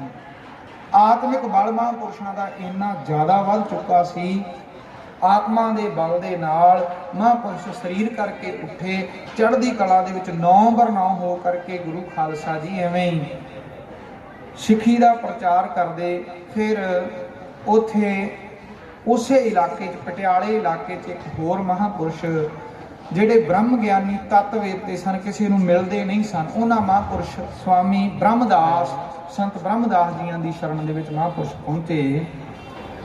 ਮਹਾਂਪੁਰਸ਼ ਸੰਤ ਬਾਬਾ ਗੁਰਮੁਖ ਸਿੰਘ ਜੀ ਜਦੋਂ ਉਹਨਾਂ ਦੇ ਕੋਲ ਪਹੁੰਚੇ, ਜਿਹੜੇ ਸਤਿਪੁਰਸ਼ ਮਹਾਂਪੁਰਸ਼ ਬ੍ਰਹਮਦਾਸ ਜੀ ਕਿਸੇ ਨੂੰ ਮਿਲਦੇ ਨਹੀਂ, ਉਹ ਅੱਗੋਂ ਸਵਾਗਤ ਕਰਨ ਵਾਸਤੇ ਜਦੋਂ ਡੇਰੇ ਤੇ ਪਹੁੰਚੇ, ਸਵਾਗਤ ਕਰਨ ਵਾਸਤੇ ਸੰਤ ਬਾਬਾ ਗੁਰਮੁਖ ਸਿੰਘ ਜੀਆਂ ਦਾ ਕੁਟੀਆ ਤੋਂ ਬਾਹਰ ਨਿਕਲ ਕੇ ਦੂਰ ਆਣ ਕੇ ਮਹਾਂਪੁਰਸ਼ਾਂ ਨੂੰ ਨਮਸਕਾਰ ਕਰਕੇ ਮਿਲੇ। ਦੋਹਾਂ ਮਹਾਂਪੁਰਸ਼ਾਂ ਨੇ ਗੁਰੂ ਖਾਲਸਾ ਜੀ ਇੱਕ ਦੂਜੇ ਦੇ ਨਾਲ ਅਥਾਹ ਪ੍ਰੇਮ ਕੀਤਾ, ਬੜਾ ਪ੍ਰੇਮ ਮੁਹੱਬਤ ਕੀਤੀ। ਤੇ ਉੱਥੇ ਬਾਬਾ ਗੁਰਮੁਖ ਸਿੰਘ ਜੀ ਮਹਾਂਪੁਰਸ਼ ਲਗਾਤਾਰ ਕਈ ਸਾਲ ਸੰਤ ਬਾਬਾ ਜਿਹੜੇ ਬ੍ਰਹਮਦਾਸ ਜੀ ਸਨ ਉਹਨਾਂ ਦੀ ਸੇਵਾ ਕਰਦੇ ਰਹੇ, ਉਹਨਾਂ ਦੀ ਪ੍ਰਸ਼ਾਦੇ ਦੀ ਸੇਵਾ ਪੱਕੀ ਸੰਤ ਬਾਬਾ ਗੁਰਮੁਖ ਸਿੰਘ ਜੀ ਮਹਾਂਪੁਰਸ਼ਾਂ ਕੋਲ। ਨਾਲੇ ਮਹਾਂਪੁਰਸ਼ਾਂ ਦੀ ਸੇਵਾ ਕਰਨੀ ਤੇ ਨਾਲੇ 14 ਘੰਟੇ ਹਰ ਰੋਜ਼ ਤਪ ਕਰਨਾ। ਵਾਹਿਗੁਰੂ ਗੁਰੂ ਗ੍ਰੰਥ ਸਾਹਿਬ ਸੱਚੇ ਪਾਤਸ਼ਾਹ ਜੀ ਦੀ ਬਾਣੀ 14 ਘੰਟੇ ਲਗਾਤਾਰ ਪੜ੍ਹਦੇ ਰਹਿਣਾ। ਜਦੋਂ ਘੋਰ ਤਪੱਸਿਆ ਕੀਤੀ ਐਵੇਂ ਹੀ ਫਿਰ ਮਹਾਂਪੁਰਸ਼ਾਂ ਦੀ ਜਿਹੜੀ ਕਾਰ ਸੇਵਾ ਆਰੰਭ ਕਰਨ ਦੀ ਹੈ ਨਾ ਗੁਰੂ ਖਾਲਸਾ ਜੀ ਕਿਰਿਆ, ਉਹ ਅੰਮ੍ਰਿਤਸਰ ਤੋਂ ਆਣ ਕੇ ਹੁੰਦੀ ਹੈ। ਸੰਤ ਬਾਬਾ ਗੁਰਮੁਖ ਸਿੰਘ ਜੀ ਮਾਲਵੇ ਇਲਾਕੇ ਦੇ ਮਲਵਈ ਘਰਾਣੇ 'ਚ ਪੈਦਾ ਹੋਏ ਸਨ, ਅਰੋੜੇ ਬਰਾਦਰੀ ਦੇ ਵਿੱਚ। ਜਦ ਮਹਾਂਪੁਰਸ਼ ਅੰਮ੍ਰਿਤਸਰ ਆਏ ਤੇ ਐਵੇਂ ਬੁੰਗੇ ਹੁਣ ਤਾਂ ਖਤਮ ਹੋ ਗਏ, ਬਹੁਤ ਕੁਝ ਅੰਮ੍ਰਿਤਸਰ ਦੇ ਚਾਰ ਚੁਫੇਰਿਓਂ ਬਦਲ ਗਿਆ ਹੈ। ਅੰਮ੍ਰਿਤਸਰ ਦਾ ਇਤਿਹਾਸ ਪੜ੍ਹਦੇ ਹਾਂ ਤੇ ਅੰਮ੍ਰਿਤਸਰ ਦੇ ਵਿੱਚ ਹਰਿਮੰਦਰ ਸਾਹਿਬ ਦੀ ਪਰਿਕਰਮਾ ਦੇ ਦੁਆਲੇ 55 ਵਿਦਿਆਲੇ ਸਨ, ਗੁਰਮਤਿ ਦੇ 55 ਵਿਦਿਆਲੇ, ਜਿਨ੍ਹਾਂ ਦੇ ਵਿੱਚ ਬ੍ਰਹਮ ਦੀ ਵਿੱਦਿਆ ਪੜ੍ਹਾਈ ਜਾਂਦੀ ਸੀ। ਬੁੰਗੇ ਸਨ, ਮਲਵਈਆਂ ਦਾ ਬੁੰਗਾ, ਅਲੱਗ-ਅਲੱਗ ਪਿੰਡਾਂ ਦੇ ਬੁੰਗੇ ਬਣੇ, ਸੰਗਤ ਦਰਸ਼ਨ ਕਰਨ ਆਉਂਦੀ ਤੇ ਆਪਣੇ ਬੁੰਗਿਆਂ 'ਚ ਰਹਿੰਦੀ ਸੀ। ਮਲਵਈਆਂ ਦਾ ਬੁੰਗਾ ਵੱਜਦਾ ਸੀ, ਮਾਲਵੇ ਦਾ ਸੰਤ ਬਾਬਾ ਗੁਰਮੁਖ ਸਿੰਘ ਜੀਆਂ ਨੇ ਉੱਥੇ ਪੜਾਅ ਕੀਤਾ। ਸੱਚਖੰਡ ਸ੍ਰੀ ਹਰਿਮੰਦਰ ਸਾਹਿਬ ਆਉਣਾ, ਉੱਥੇ ਸੰਤ ਬਾਬਾ ਸ਼ਾਮ ਸਿੰਘ ਜੀਆਂ ਦੇ ਨਾਲ ਮੁਲਾਕਾਤ ਹੋਈ, ਸੰਤ ਬਾਬਾ ਸਾਧੂ ਸਿੰਘ ਜੀਆਂ ਦੇ ਨਾਲ ਮੁਲਾਕਾਤ ਹੋਈ। ਸੰਤ ਬਾਬਾ ਸ਼ਾਮ ਸਿੰਘ ਜੀਆਂ ਦੇ ਜੀਵਨ ਬਾਰੇ ਮੈਂ ਥੋੜੀ ਜਿਹੀ ਬੇਨਤੀ ਕਰਾਂ। ਐਸੇ ਮਹਾਂਪੁਰਸ਼ ਸਨ ਗੁਰੂ ਖਾਲਸਾ ਜੀ। ਅੱਜ ਉਹਨਾਂ ਦਾ ਸਥਾਨ ਸੱਚਖੰਡ ਸ੍ਰੀ ਹਰਿਮੰਦਰ ਸਾਹਿਬ ਦੀ ਪਰਿਕਰਮਾ ਦੇ ਬਾਹਰ, ਜਿੱਧਰ ਗੁਰੂ ਖਾਲਸਾ ਜੀ ਘਿਓ ਮੰਡੀ, ਆਟਾ ਮੰਡੀ ਹੈ, ਉਸ ਸਾਈਡ ਤੇ ਹੈ। ਅਸੀਂ ਉੱਥੇ ਰਹੇ ਹਾਂ ਕਾਫੀ ਦੇਰ। ਸੰਤ ਬਾਬਾ ਸ਼ਾਮ ਸਿੰਘ ਜੀ ਜਿੱਥੇ ਮਹਾਂਪੁਰਸ਼ ਰਹਿੰਦੇ ਰਹੇ, ਅੱਜ ਵੀ ਸੱਚਖੰਡ ਸ੍ਰੀ ਹਰਿਮੰਦਰ ਸਾਹਿਬ ਜਿਹੜੀ ਪਹਿਲੀ ਦੇਗ ਦੀ ਅਰਦਾਸ ਹੁੰਦੀ ਹੈ ਉਹ ਸੰਤ ਬਾਬਾ ਸ਼ਾਮ ਸਿੰਘ ਮਹਾਂਪੁਰਸ਼ਾਂ ਦੇ ਨਾਮ ਦੀ ਹੁੰਦੀ ਹੈ। ਤੇ ਕਿਸੇ ਮਹਾਂਪੁਰਸ਼ ਦੀ ਨਾਂ ਲੈ ਕੇ ਉੱਚੀ ਆਵਾਜ਼ 'ਚ ਅਰਦਾਸ ਨਹੀਂ ਹੁੰਦੀ। ਕਿਸੇ ਵੀ ਸਾਧੂ ਦੀ ਜਾਂ ਗੁਰੂ ਸਾਹਿਬਾਨਾਂ ਦੀ ਇਤਿਹਾਸ ਅਰਦਾਸ ਹੁੰਦੀ ਹੈ। ਜਿੱਦਣ ਮਹਾਂਪੁਰਸ਼ਾਂ ਗੁਰੂ ਸਾਹਿਬਾਨਾਂ ਦੇ ਦਿਹਾੜੇ ਹੁੰਦੇ ਨੇ, ਰੋਜ਼ਾਨਾ ਅਰਦਾਸ ਦੇ ਵਿੱਚ ਜਿਹੜੇ ਨਾਂ ਲਏ ਜਾਂਦੇ ਉਹ ਤਾਂ ਵੱਖਰੇ ਨੇ। ਦਿਹਾੜਿਆਂ ਤੇ ਮਹਾਂਪੁਰਸ਼ਾਂ ਦੇ ਗੁਰੂ ਸਾਹਿਬਾਨਾਂ ਦੀ ਅਰਦਾਸ ਹੁੰਦੀ ਹੈ ਰੋਜ਼ਾਨਾ। ਜਦੋਂ ਤੀਜੇ ਪੈਰ ਦੀ ਸੇਵਾ, ਪਹਿਲੇ ਗੁਰੂ ਖਾਲਸਾ ਜੀ ਤੀਜੇ ਪੈਰ ਦੀ ਸੇਵਾ ਸਮਾਪਤ ਹੁੰਦੀ ਹੈ, ਅੰਦਰ ਸੱਚਖੰਡ ਦੀ ਜਿਹੜੀ ਅੰਦਰ ਦੀ ਧੁਆਈ ਹੁੰਦੀ ਹੈ, ਉੱਥੇ ਜਿਹੜੀ ਦੇਗ ਜਾਂਦੀ ਹੈ ਉਹ ਸੰਤ ਬਾਬਾ ਸ਼ਾਮ ਸਿੰਘ ਜੀਆਂ ਦੇ ਡੇਰੇ ਤੋਂ ਬਣ ਕੇ ਅੱਜ ਵੀ ਜਾਂਦੀ ਹੈ, ਔਰ ਉਦੋਂ ਤੋਂ ਜਾਂਦੀ ਸੀ। ਮਹਾਂਪੁਰਸ਼ ਸਰੰਦੇ ਦੇ ਨਾਲ ਸੰਤ ਬਾਬਾ ਸ਼ਾਮ ਸਿੰਘ ਜੀ ਕੀਰਤਨ ਕਰਦੇ। ਪੂਰੇ 71 ਸਾਲ ਮਹਾਂਪੁਰਸ਼ਾਂ ਨੇ ਆਸਾ ਦੀ ਵਾਰ ਦਾ ਕੀਰਤਨ ਸੱਚਖੰਡ ਸ੍ਰੀ ਹਰਿਮੰਦਰ ਸਾਹਿਬ ਕੀਤਾ ਸਰੰਦੇ ਦੇ ਨਾਲ। ਆਹ ਹਾਰਮੋਨੀਅਮ ਇਹ ਵਿਦੇਸ਼ੀ ਸਾਜ਼ ਹੈ, ਜਿਹੜੇ ਇੱਧਰ ਦੇ ਲੋਕਲ ਸਾਜ਼ ਨੇ ਉਹਨਾਂ 'ਚ ਤੰਤੀ ਸਾਜ਼ਾਂ ਦੇ ਵਿੱਚ ਜਿਹੜੇ ਸਰੰਦਾ, ਦਿਲਰੂਬਾ, ਰਬਾਬ, ਸਰੰਗੀ, ਇਹ ਸਾਰੇ ਸਾਜ ਗੁਰੂ ਖਾਲਸਾ ਜੀ ਆਉਂਦੇ ਨੇ। ਸੋ ਉਹਨਾਂ ਮਹਾਂਪੁਰਸ਼ਾਂ ਦਾ ਸੰਗ ਹੋਇਆ। ਕੀ ਹੋਇਆ, ਉਹ ਸਮਾਂ ਸੀ ਕਾਰਪੋਰੇਸ਼ਨ ਵਾਲਿਆਂ ਨੇ ਵੇਖਿਆ, ਜਿੱਥੇ ਅੱਜ ਗੁਰਦੁਆਰਾ ਸੰਤੋਖਸਰ ਸਾਹਿਬ ਬਹੁਤ ਘੱਟ ਸੰਗਤ ਜਾਣਦੀ ਹੋਵੇਗੀ ਸੰਤੋਖਸਰ ਸਾਹਿਬ ਗੁਰਦੁਆਰੇ ਨੂੰ, ਜਿਹੜੇ ਜ਼ਿਆਦਾਤਰ ਪੰਜਾਂ ਸਰੋਵਰਾਂ ਦੇ ਜਾਂ ਪੰਜਾਂ ਗੁਰੂ ਘਰਾਂ ਦੇ ਪੰਜਾਂ ਸਰਾਂ ਦੇ ਇਸ਼ਨਾਨ ਕਰਨ ਜਾਂਦੇ ਨੇ। ਉਹਨਾਂ ਨੂੰ ਪਤਾ ਹੈ ਕਿ ਅੰਮ੍ਰਿਤਸਰ ਦੇ ਵਿੱਚ 5 ਸਰੋਵਰ ਨੇ, ਸਰ ਨਾਮ ਹੁੰਦਾ ਹੈ ਸਰੋਵਰ ਦਾ। ਸੰਤੋਖਸਰ ਸਾਹਿਬ ਸਰੋਵਰ ਹੈ ਜਿੱਥੇ, ਉਹ ਸਰੋਵਰ ਲੋਕਾਂ ਨੇ, ਪਿੰਡ ਸ਼ਹਿਰ ਵਾਸੀਆਂ ਨੇ ਗੰਦਗੀ ਦੇ ਨਾਲ ਪੂਰਨਾ ਸ਼ੁਰੂ ਕਰ ਦਿੱਤਾ ਸੀ। ਕੂੜਾ ਸੁੱਟਣਾ ਵਿੱਚ, ਕੂੜੇ ਦੇ ਨਾਲ ਸਰੋਵਰ ਪੂਰਿਆ ਜਾਣ ਲੱਗਾ। ਜਦੋਂ ਸਰੋਵਰ ਕਾਫੀ ਹੱਦ ਤੱਕ ਪੂਰਿਆ ਗਿਆ ਤੇ ਗੰਦਗੀ ਫੈਲਣੀ ਸ਼ੁਰੂ ਹੋ ਗਈ, ਬਦਬੂ ਬਹੁਤ ਜ਼ਿਆਦਾ ਆਉਣ ਲੱਗ ਪਈ। ਇੰਨੀ ਬਦਬੂ ਦੇ ਨਾਲ ਮੱਛਰ ਪੈਦਾ ਹੋ ਗਏ ਤੇ ਸ਼ਹਿਰ ਦੀ ਕਾਰਪੋਰੇਸ਼ਨ ਨੇ ਕੀ ਹੁਕਮ ਕੀਤਾ ਕਿ ਸਰੋਵਰ ਪੂਰ ਦਿੱਤਾ ਜਾਵੇ। ਜਦੋਂ ਇਸ ਗੱਲ ਦੀ ਸਮਝ ਸੰਤ ਬਾਬਾ ਗੁਰਮੁਖ ਸਿੰਘ ਜੀਆਂ ਨੂੰ, ਬਾਬਾ ਸਾਧੂ ਸਿੰਘ ਜੀਆਂ ਨੂੰ ਤੇ ਸੰਤ ਬਾਬਾ ਸ਼ਾਮ ਸਿੰਘ ਜੀਆਂ ਨੂੰ ਲੱਗੀ, ਤਾਂ ਇਹਨਾਂ ਮਹਾਂਪੁਰਸ਼ਾਂ ਨੇ ਇਹ ਸਲਾਹ ਬਣਾਈ ਕਿ ਕਿਉਂ ਨਾ ਗੁਰੂ ਘਰ ਦੀ ਸੇਵਾ ਕੀਤੀ ਜਾਵੇ। ਕਿਸੇ ਨੂੰ ਆਵਾਜ਼ ਨਹੀਂ ਮਾਰੀ। ਤਿੰਨੇ ਮਹਾਂਪੁਰਸ਼ ਆਪ ਗੁਰੂ ਖਾਲਸਾ ਜੀ, ਗੁਰੂ ਰਾਮਦਾਸ ਸੱਚੇ ਪਾਤਸ਼ਾਹ ਤੇ ਗੁਰੂ ਅਰਜਨ ਦੇਵ ਸੱਚੇ ਪਾਤਸ਼ਾਹ ਜੀਆਂ ਦੇ ਸੱਜੇ ਅਸਥਾਨ ਗੁਰਦੁਆਰਾ ਸੰਤੋਖਸਰ ਸਾਹਿਬ ਪਹਿਲੀ ਵਾਰ ਗਏ ਤੇ ਉੱਥੇ ਜਾ ਕਰਕੇ ਮਹਾਂਪੁਰਸ਼ਾਂ ਨੇ ਇਹ ਸੇਵਾ ਆਰੰਭ ਕੀਤੀ। ਸੇਵਾ ਆਰੰਭ ਕਰਕੇ ਪਹਿਲਾਂ ਸਹਿਜੇ ਉਹਦੇ ਵਿੱਚੋਂ, ਸਰੋਵਰ ਦੇ ਵਿੱਚੋਂ ਉਹ ਕੱਢਣਾ ਸ਼ੁਰੂ ਕੀਤੀ ਜਿਹੜੀ ਗੰਦਗੀ ਸੀ। 3 ਮਹੀਨੇ ਲਗਾਤਾਰ ਮਹਾਂਪੁਰਸ਼ ਸੇਵਾ ਉਹ ਕਰਦੇ ਰਹੇ, ਆਹਿਸਤਾ ਆਹਿਸਤਾ ਕੱਢਦੇ ਰਹੇ। ਜਦੋਂ ਉੱਥੇ ਸੇਵਾ ਆਰੰਭ ਕੀਤੀ, ਸੰਤਾਂ ਕੇ ਕਾਰਜ ਆਪ ਖਲੋਆ, ਹਰ ਕੰਮ ਕਰਾਵਣ ਆਇਆ ਰਾਮ। ਜਦੋਂ ਮਹਾਂਪੁਰਸ਼ਾਂ ਨੇ ਆਰੰਭ ਕੀਤੀ ਸੰਤਾਂ ਦੇ ਕਾਰਜ ਉਹ ਆਪ ਕਰਾਉਂਦਾ ਹੈ ਦੀਨ ਦਿਆਲ ਸਤਿਗੁਰੂ ਅਕਾਲ ਪੁਰਖ ਜੀ। ਤੋਂ ਸੰਗਤ ਮਹਾਂਪੁਰਸ਼ਾਂ ਦਾ ਸੰਗ ਕਰਨ ਲੱਗ ਪਈ। ਮਹਾਂਪੁਰਸ਼ਾਂ ਨੇ ਨਾਲ ਨਾਮ ਦਾ ਅਭਿਆਸ, ਮੂਲ ਮੰਤਰ ਦਾ ਅਭਿਆਸ, ਇੱਥੋਂ ਤੱਕ ਕਿ ਜਿਹੜੇ ਲੋਕ ਸਿੱਖ ਨਹੀਂ ਸਨ ਮਹਾਂਪੁਰਸ਼ ਉਹਨਾਂ ਨੂੰ ਹਿੱਕ ਦੇ ਨਾਲ ਲਾਉਂਦੇ। ਜਿਹੜੇ ਸਿੱਖ ਵੀ ਸਨ, ਨਿਤਨੇਮ ਨਹੀਂ ਸਨ ਕਰਦੇ। ਉਦੋਂ ਇਹ ਆਪਣਾ ਮਾਝਾ ਇਲਾਕਾ ਜਿਹੜਾ ਇਹਨੇ ਜ਼ਿਆਦਾ ਡਕੈਤੀਆਂ ਵਾਲੇ ਬੰਨੇ ਸੀ, ਨਸ਼ਾ ਸੀ, ਉਦੋਂ ਵੀ ਨਸ਼ਾ ਬਹੁਤ ਸੀ। ਸਾਰਿਆਂ ਨੇ ਨਸ਼ਾ ਵਿਸ਼ਾ ਕਰਨਾ, ਡਕੈਤੀਆਂ ਕਰਨੀਆਂ, ਤੇ ਮਹਾਂਪੁਰਸ਼ਾਂ ਨੇ ਜਿਸ ਵੀ ਸਿੱਖ ਨੂੰ ਵੇਖਣਾ ਉਹਨੂੰ ਹਿੱਕ ਨਾਲ ਲਾਉਣਾ ਤੇ ਉਹਦੇ ਕੋਲੋਂ ਪ੍ਰਣ ਲੈਣਾ ਕਿ ਤੂੰ ਅੱਜ ਤੋਂ ਬਾਅਦ ਨਿਤਨੇਮ ਨਹੀਂ ਤਿਆਗੇਂਗਾ। ਰੋਜ਼ਾਨਾ ਨਿਤਨੇਮ, ਪਹਿਲਾਂ ਫਿਰ ਨਾਮ। ਰੋਜ਼ਾਨਾ ਮਹਾਂਪੁਰਸ਼ ਇੱਥੇ ਮਲਵਈਆਂ ਵਾਲੇ ਬੁੰਗੇ ਦੇ ਵਿੱਚ ਰੋਜ਼ਾਨਾ ਕਰਾਇਆ ਕਰਦੇ। ਸਭ ਤੋਂ ਪਹਿਲਾਂ ਸੰਤੋਖਸਰ ਸਾਹਿਬ ਦੀ ਸੇਵਾ ਆਰੰਭ ਕਰਾਈ। ਸੰਤੋਖਸਰ ਸਾਹਿਬ ਦੀ ਬਾਬਾ ਸਾਧੂ ਸਿੰਘ ਤੇ ਸੰਤ ਬਾਬਾ ਗੁਰਮੁਖ ਸਿੰਘ ਜੀਆਂ ਨੇ ਜਦੋਂ ਸੇਵਾ ਆਰੰਭ ਕੀਤੀ, ਸਹਿਜੇ ਸਫਾਈ ਕਰਕੇ ਫਿਰ ਸੰਤੋਖਸਰ ਸਾਹਿਬ ਦੀ ਹੰਸਲੀ ਸਭ ਤੋਂ ਪਹਿਲਾਂ ਬਣਾਈ। ਜਦੋਂ ਸੰਤੋਖਸਰ ਸਾਹਿਬ ਦੀ ਸੇਵਾ ਕਾਫੀ ਲੰਮਾ ਸਮਾਂ ਮਹਾਂਪੁਰਸ਼ਾਂ ਨੂੰ ਲੱਗ ਗਿਆ ਉਸ ਸੇਵਾ ਨੂੰ ਕਰਾਉਂਦਿਆਂ, ਪਰ ਸਰੋਵਰ ਦੀ ਤਿਆਰੀ ਕਰਾ ਦਿੱਤੀ। ਫਿਰ ਜਲ ਛੱਡਿਆ, ਜਲ ਟਿਕ ਗਿਆ ਵਿੱਚ। ਫਿਰ ਮਹਾਂਪੁਰਸ਼ਾਂ ਨੂੰ ਤਰਨਤਾਰਨ ਦੀ ਸੰਗਤ ਜਾ ਕਰਕੇ ਮਿਲੀ। ਤਰਨਤਾਰਨ ਦੀ ਸੰਗਤ ਨੇ ਜਾ ਕਰਕੇ ਜਦ ਸੰਤ ਬਾਬਾ ਗੁਰਮੁਖ ਸਿੰਘ ਜੀਆਂ ਨੂੰ ਬੇਨਤੀ ਕੀਤੀ, ਮਹਾਂਪੁਰਸ਼ੋ ਆਪ ਨੇ ਕਿਰਪਾ ਕੀਤੀ ਹੈ, ਇਹ ਸਜਿਆ ਹੋਇਆ ਸਥਾਨ ਧੰਨ ਗੁਰੂ ਅਰਜਨ ਦੇਵ ਮਹਾਰਾਜ ਸੱਚੇ ਪਾਤਸ਼ਾਹ ਜੀਆਂ ਦਾ ਆਪ ਜੀਆਂ ਨੇ ਸੇਵਾ ਕਰਕੇ ਕਿੱਡਾ ਸੋਹਣਾ ਬਣਾ ਦਿੱਤਾ ਹੈ। ਨਾਲ ਆਪ ਕਥਾ ਵਿਚਾਰ ਕਰਦੇ ਹੋ, ਮਹਾਂਪੁਰਸ਼ਾਂ ਦੀ ਗੁਰੂ ਕੀ ਬਾਣੀ ਦੀ ਵਿਚਾਰ ਸਾਨੂੰ ਸੁਣਾਉਂਦੇ ਹੋ। ਕਿਰਪਾ ਕਰੋ, ਜੇ ਤਰਨਤਾਰਨ ਸਰੋਵਰ ਦੀ ਜਿਹੜੀ ਹਾਲਾਤ ਹੈ ਉਹ ਬਹੁਤ ਵਿਗੜ ਚੁੱਕੇ ਨੇ। ਤਰਨਤਾਰਨ ਸਰੋਵਰ ਦੇ ਵਿੱਚ ਬਹੁਤ ਜ਼ਿਆਦਾ ਮਹਾਂਪੁਰਸ਼ੋ ਗੰਦਗੀ ਬਣ ਗਈ ਹੈ। ਉੱਥੇ ਬਦਬੂ ਫੈਲਦੀ ਜਾਂਦੀ ਹੈ, ਸੇਵਾ ਸੰਭਾਲ ਹੁੰਦੀ ਨਹੀਂ, ਤੇ ਸਰੋਵਰ ਦੀਆਂ ਪੌੜੀਆਂ ਟੁੱਟ ਚੁੱਕੀਆਂ ਨੇ ਤੇ ਜਲ ਬਹੁਤ ਨੀਵਾਂ ਹੈ। ਜਲ ਪਹੁੰਚਦਾ ਹੈ ਜਿੱਥੋਂ, ਜਿਸ ਹੰਸਲੀ ਦੇ ਰਾਹੀਂ, ਉੱਥੇ ਹੀ ਲੋਕ, ਜਿਹੜੀ ਇਹ ਹੰਸਲੀ ਬਣੀ ਹੈ, ਇਸ ਹੰਸਲੀ ਦੇ ਵਿੱਚ ਲੋਕ ਡੰਗਰਾਂ ਨੂੰ ਪਾਣੀ, ਮੈਦਾਨ ਤੱਕ ਜੰਗਲ ਪਾਣੀ ਜਾਣਾ ਤੇ ਹੰਸਲੀ ਚੋਂ ਹੀ ਧੋ ਲੈਣਾ, ਕੱਪੜੇ ਧੋ ਲੈਣੇ, ਨਹਿਰ ਚੋਂ ਪਾਣੀ ਜਾਣਾ। ਇਹ ਇਸ ਤਰ੍ਹਾਂ ਦੀ ਖਾਲ ਜਿਹਾ ਬਣਿਆ ਸੀ। ਕਹਿੰਦੇ ਇਸ ਖਾਲ ਦੇ ਵਿੱਚੋਂ ਹੀ ਸਾਰਾ ਕੁਝ ਲੋਕਾਂ ਨੇ ਕਰੀ ਜਾਣਾ। ਉਹ ਗੰਦਾ ਪਾਣੀ ਸਰੋਵਰ ਦੇ ਵਿੱਚ ਜਦ ਪਹੁੰਚਣਾ, ਗੰਦਾ ਜਲ ਜਦੋਂ ਸਰੋਵਰ 'ਤੇ ਪਹੁੰਚ ਜਾਣਾ, ਤੇ ਇਹ ਸੰਗਤਾਂ ਨੇ ਜਾ ਕਰਕੇ ਮਹਾਂਪੁਰਸ਼ਾਂ ਨੂੰ ਅਪੀਲ ਕੀਤੀ, ਬੇਨਤੀ ਕੀਤੀ, ਤੇ ਮਹਾਂਪੁਰਸ਼ ਸੰਗਤਾਂ ਦੀ ਉਹ ਬੇਨਤੀ ਸੁਣ ਕੇ ਜਦੋਂ ਤਰਨਤਾਰਨ ਸਾਹਿਬ ਨੂੰ ਆਉਣ ਲੱਗੇ ਤੇ ਅੰਮ੍ਰਿਤਸਰ ਦੀਆਂ ਸੰਗਤਾਂ ਦੇ ਅੱਖਾਂ ਦੇ ਵਿੱਚ ਹੰਝੂ ਆ ਗਏ ਕਿ ਮਹਾਂਪੁਰਸ਼ੋ ਤੁਸੀਂ ਤੇ ਸਾਨੂੰ ਮਨੁੱਖਾਂ ਤੋਂ ਦੇਵਤੇ ਬਣਾ ਦਿੱਤਾ ਹੈ, ਆਣ ਕੇ ਗੁਰੂ ਦਾ ਸੱਚਾ ਸੁੱਚਾ ਸਿਧਾਂਤ ਸਾਡੇ ਹਿਰਦੇ 'ਚ ਵਸਾਇਆ ਹੈ। ਹੁਣ ਕਿਰਪਾ ਕਰੋ ਇੱਥੋਂ ਨਾ ਜਾਇਓ। ਜੇ ਤੁਸੀਂ ਚਲੇ ਗਏ ਤੇ ਹੋ ਸਕਦਾ ਹੈ ਸਾਡਾ ਨੇਮ ਪ੍ਰੇਮ ਟੁੱਟ ਜਾਵੇ। फिर महापुरुषों ने सारी संगत को बेनती की, साध संगत जी गुरु अर्जन देव सच्चे पातशाह जियां दा दरबार बहुत बड़ा है, ऐसे दरबार की सेवा सानू करन दी जरूरत संगतां वल्लों दसी गई है।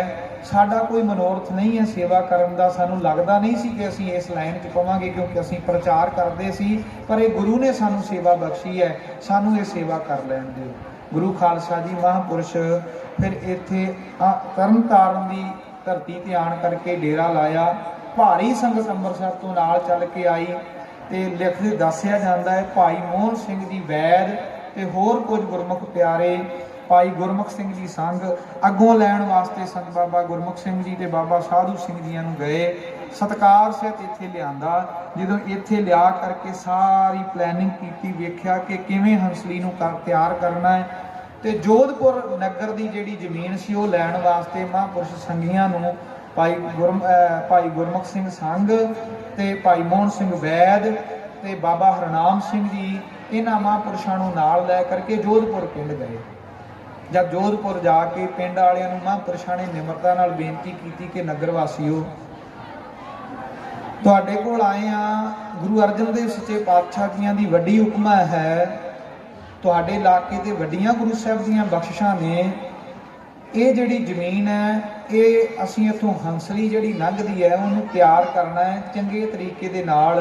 जे तुसीं सानूं जमीन दे दवो, सेवा करो, गुरु साहिब ने तुहानूं सेवा बख्शी है तां वड्डी महाराज की बख्शिश होवेगी। जे किसी नूं माया की जरूरत है तो संगतां माया की सेवा भी करनगियां। जदों ये वाला वचन महापुरुषां ने कीता, साडे माझे के इलाके के भावां च एक प्रॉब्लम है, छेती कीतियां असीं न्याम नहीं देंदे ते लड़दे भी बड़ी छेती। ते जोधपुर वाले उस वेले टेढ़े होए ते महापुरुषां नूं गालां तक भी कढ़ियां। महापुरुष अगों हाथ जोड़ के वापस मुड़ गए। जाके बाबा साधू सिंह जी कहन लगे, महापुरुषो हुण की होवेगा? कहंदे जिहदी सेवा करनी है उहदा तरला कढ़दे आ, असीं ते निमाणे आ। गुरु खालसा जी गुरु अर्जन देव सच्चे पातशाह जियां दे दरबार दे विच अरदास कीती। जोधपुर पिंड वासियां दे विच की बनिया, घरां दे विच भरा भराई, कहंदे इतिहास दे विच लिखिआ, कहंदे घरां दे विच भरा भराई आपस दे विच लड़न लग पए।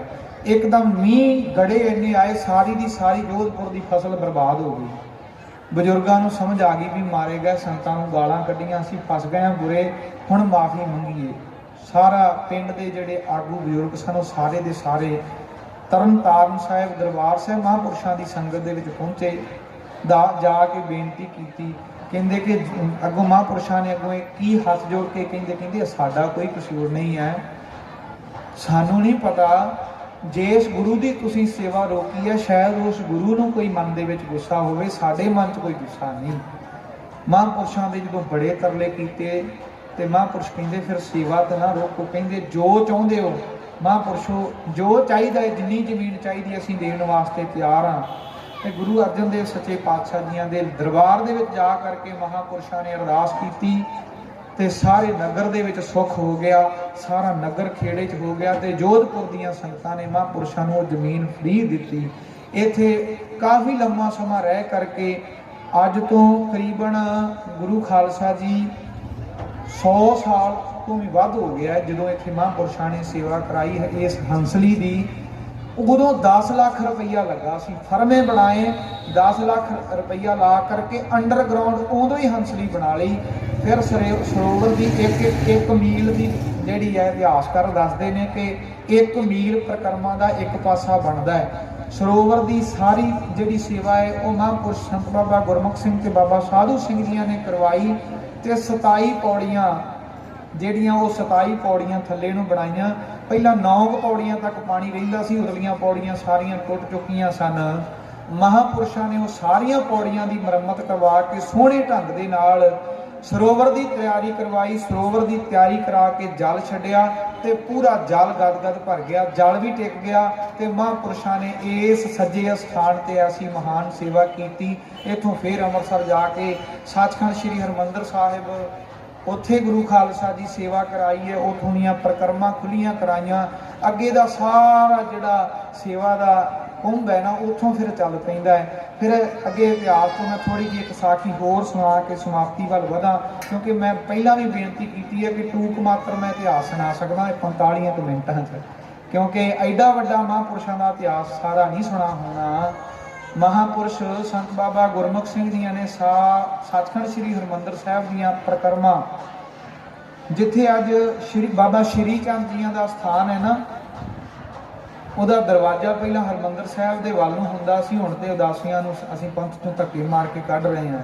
ਉਦਾਸੀ ਸਾਡੇ ਨਹੀਂ, ਮਾਫ ਕਰਨਾ ਸਾਧ ਸੰਗਤ ਜੀ। श्री गुरु ग्रंथ साहब सच्चे पातशाह जियां दे हथ लिखत ਸਰੂਪਾਂ ਦੇ दर्शन करन जाओगे ना, श्री गुरु ग्रंथ साहब हथ लिखत ਸਰੂਪ ਵੇਖਣੇ ਹੋਣਗੇ। ਜੇ ਤੁਹਾਨੂੰ 100 ਸਰੂਪ ਦੇ ਦਰਸ਼ਨ श्री गुरु ग्रंथ साहब जियां ਦੇ ਹੋਣਗੇ, ਧਿਆਨ ਦੇਣਾ ਇਸ ਗੱਲ ਵੱਲ।